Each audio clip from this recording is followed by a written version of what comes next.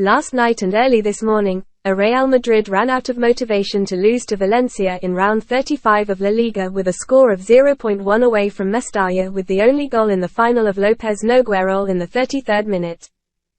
In this match, there was an incident where Brazilian striker Vinicius Jr. was used racist words by the Valencia home fans. Vinicius has repeatedly criticized this to the referee de Burgos Bengoetexea. The referee also asked the stadium organizer to play a loudspeaker warning fans not to engage in racist behavior. According to La Liga regulations, if the organizer plays a loudspeaker that urges fans to continue to be racist, the match will be suspended. The match then resumed after a short break, with Vinicius sent off in second half stoppage time. Vinicius competed in a state of psychological inhibition and he hit Hugo Duro in the face when the two teams jostled late in the game. Initially, the referee de Burgos Bengoetexea drew a yellow card for Vinicius, but after reviewing the VAR, he changed the yellow card to a red card.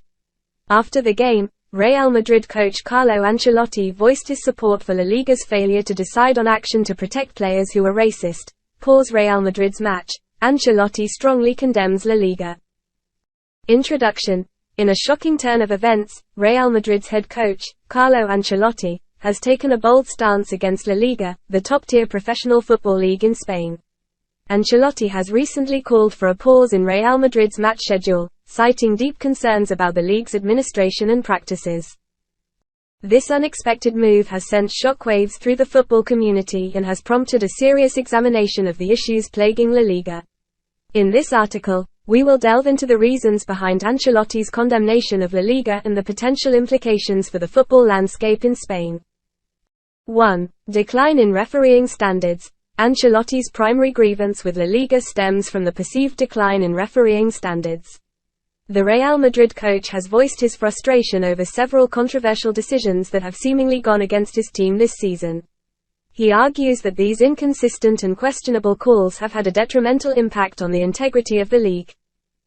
Ancelotti's call to pause the matches aims to draw attention to the urgent need for an overhaul of the refereeing system and the introduction of more transparent and accountable officiating practices. 2. Fixture congestion and player welfare. Another crucial factor behind Ancelotti's condemnation is the issue of fixture congestion. With a tightly packed schedule, La Liga has faced criticism for its failure to prioritize player welfare. Ancelotti believes that the relentless pace of the league's fixtures puts unnecessary strain on the players, leading to an increase in injuries and reduced performance levels. By demanding a pause in Real Madrid's matches, the Italian coach is advocating for a more balanced and sustainable approach that safeguards the well-being of the players.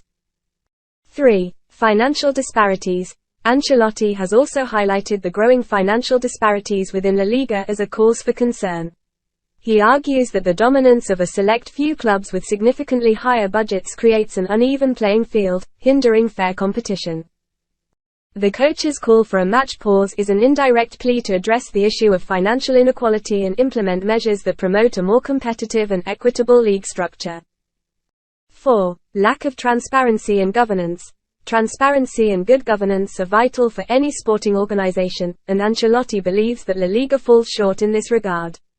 The Real Madrid coach has criticized the league's decision-making processes, alleging a lack of transparency in crucial matters such as rule changes, disciplinary actions, and financial regulations. By condemning La Liga, Ancelotti hopes to prompt an internal assessment of the league's governance and foster greater accountability. Conclusion. Carlo Ancelotti's strong condemnation of La Liga has ignited a necessary debate about the state of Spanish football.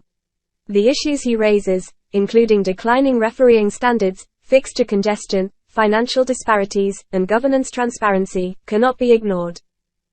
While his call to pause Real Madrid's matches may seem drastic, it serves as a wake-up call to La Liga authorities and stakeholders. It is imperative for the league to address these concerns and work towards creating a more fair, competitive, and sustainable environment that preserves the integrity of Spanish football. Only through genuine reforms can La Liga regain the trust of coaches, players, and FA.